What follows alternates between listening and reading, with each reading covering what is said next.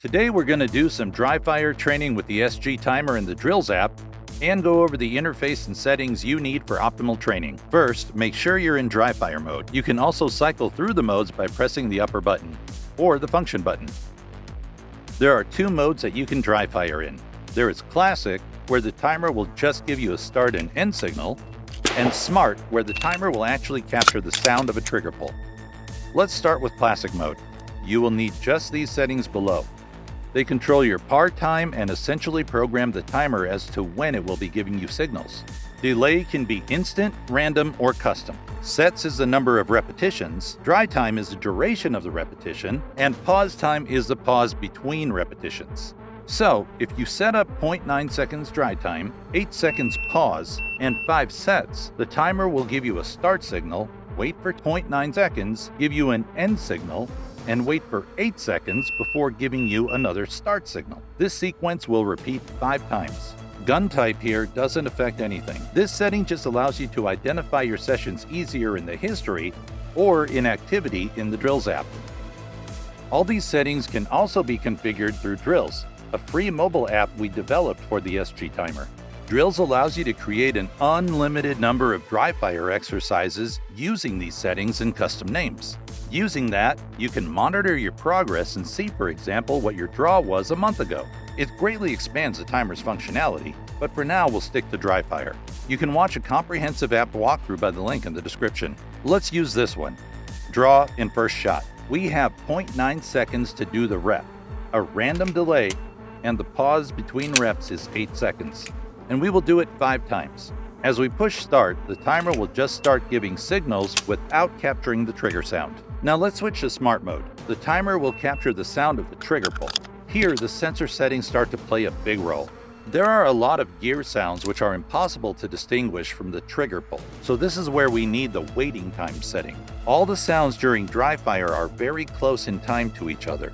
Let's say you draw, load, and make a shot. All these sounds will be within about 0.5 seconds from each other. If we set the waiting time to 2 seconds, the timer will wait for 2 seconds before registering a trigger pull. For example, if you pull the gun at 0.5 seconds after the beep, the timer hears the sound but doesn't register it. Instead, it starts counting 2 seconds. Then at 1 second, you rack the slide. It's 0.5 seconds after the first sound, so less than 2 seconds. Again, it hears, but it doesn't register. Starts counting 2 seconds again. At 1.5 seconds, you pull the trigger and freeze. The timer hears it, waits for 2 seconds, and since there were no more sounds during this period, it registers the trigger pull and gives you an end signal. It's very important to not make any loud sounds after you've pulled the trigger until you hear the timer end signal. Otherwise, the waiting time will reset and the final time will be wrong.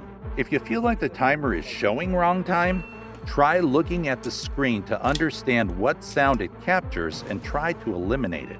In Smart Dry Fire, it's better to have the timer facing forward or on the table under the gun if you have a very light trigger. Let's draw, reload, and pull the trigger in Smart mode. So over here we have 2.2 seconds to complete, a random delay, and 8 seconds pause between 5 reps to give us some time to reset.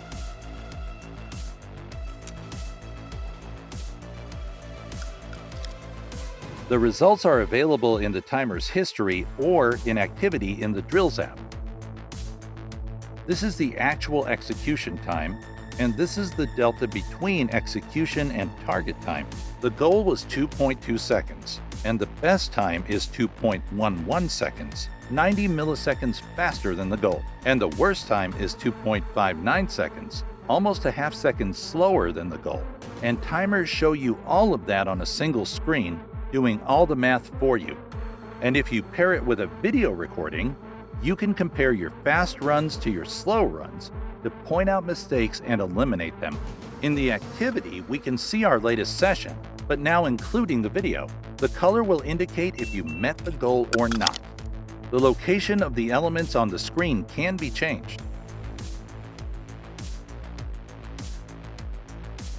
The session can be started either on the timer or the app.